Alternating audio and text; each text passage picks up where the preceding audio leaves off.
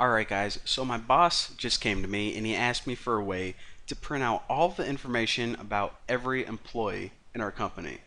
So we have 500 employees and they each have a user ID, a first name, a last name, and we also store their age and their weight because, well, my boss is weird and he wants to make sure, no one's eating too many cheeseburgers, so we also keep track of their weight. So this is what I did. I put int user ID, and then I put char to make a character array, first name, and no one has a first name longer than 25. I also did this for their last name, and I also needed to store and print out their age, so that's an integer, and their weight, which is a float. Alright, so this can store all of the information for user 1. And now let me just do this for user 2. Okay. Oops, messing up there. User 2. You know what? If I do this for 500 freaking people, it's going to be a pain in the butt.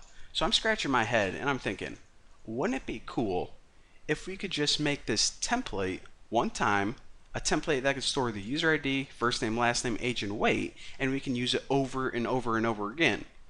I know what I can do. I can use an array. You can store a bunch of crap in there. Okay, well, wait a minute.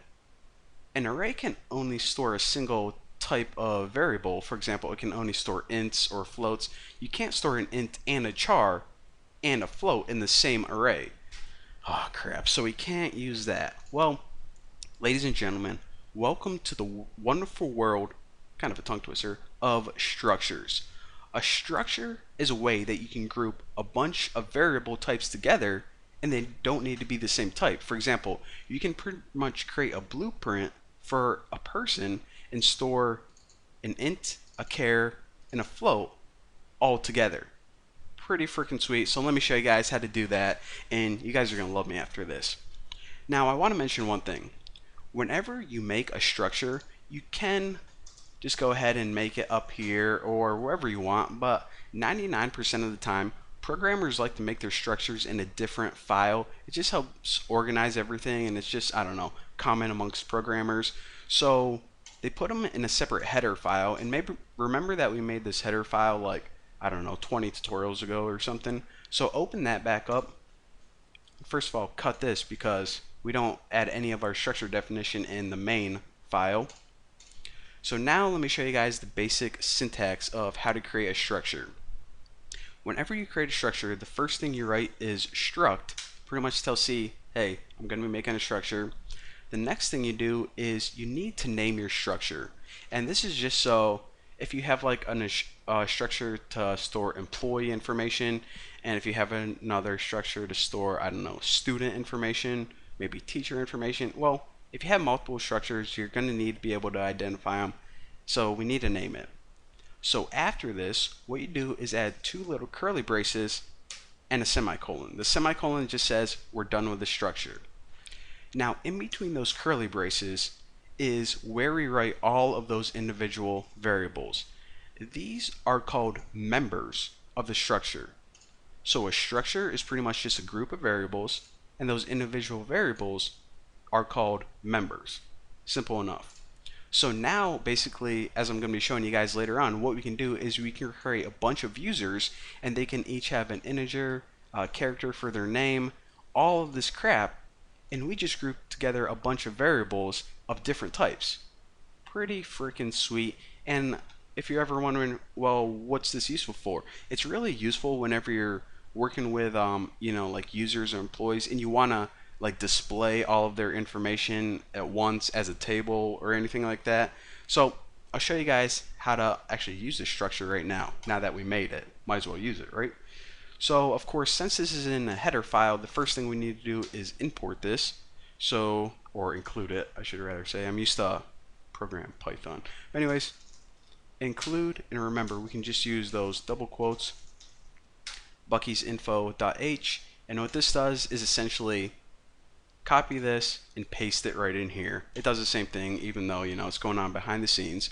So now we have that structure included, so let's use it right now. So whenever we use a structure, the first thing we need to do is remember, we can store as many people as we want using the same template. So how do we store each individual person? Well, just say that we're going to be using a structure. What one are you going to be using? Well, you're going to be using the user structure that we just created. And after this, you write like the name of the person. So we'll say, for this one, for this template, we're going to do it for Bucky. And you can do this for as many people as you want. Now we're going to say, okay, let's do it again. And let's use another one for Emily. Okay, simple enough. So, if you're saying, okay, so Bucky now has a user ID, first name, last name, age, and weight.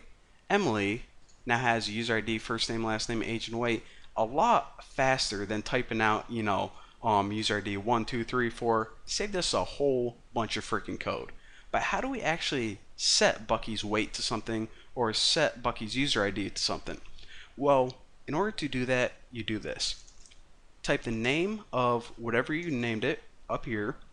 So Bucky, and then after it, hit the dot. And this is a new operator that I want to tell you guys about. This is called the dot operator, and it's used for accessing individual elements or items inside your structure.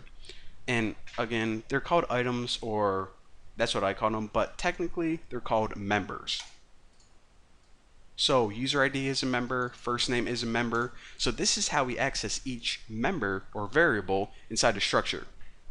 So we'll say to set Bucky's user ID, just put Bucky's dot operator user ID and just treat it like a normal variable. So what's my user ID? I don't know. We'll set this equal to 1.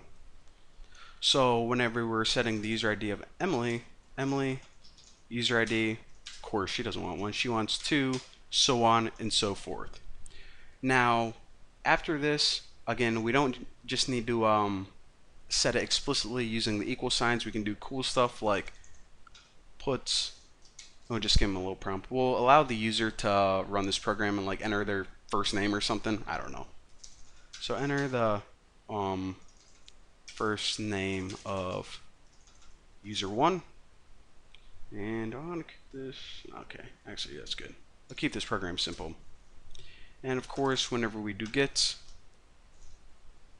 just like before, we put Bucky, first name, and typically this would just be like user 1 and user 2, but just so I can like really easily display what's going on, I just put Bucky, first name, a little bit easier.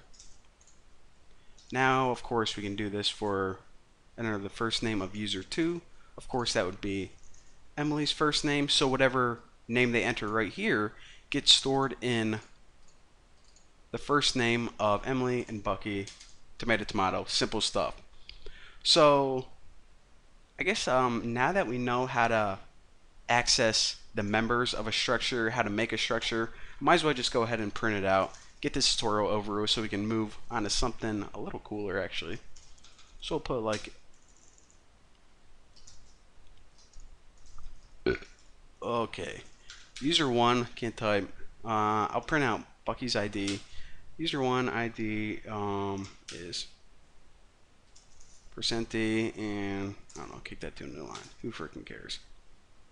So ID is Bucky's user ID, and copy this. Alright, so users 2, let's see. First name is, that would be a %S because it's a string, and that would be Emily's first name, which is hopefully Emily. Alright, and that's pretty much it. So now when I run this bad boy, come on, there we go. Alright, so enter the first name of user 1, well that is Bucky.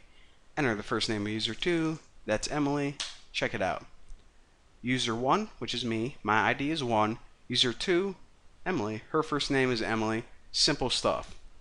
So again, this isn't really useful in this sample because right now our program is really small. It only has 2 users. However, when you have bigger programs and when you're actually working for a company, what's going to happen is instead of having to type these variables 500 times for each user, you can just make one single structure and it can be a blueprint for every single user. So then you can do just cool things and loop through and like print out all of their items in a database or in a CSV file or whatever you want to do. But now you know how to use structures, and since we know how to use structures, we learned about memory. In the next tutorial, I want to start talking to you guys about files, how to create a text file programmatically, and some really cool things that you can do with them. So thank you guys for watching. Don't forget to subscribe, and I will see you later.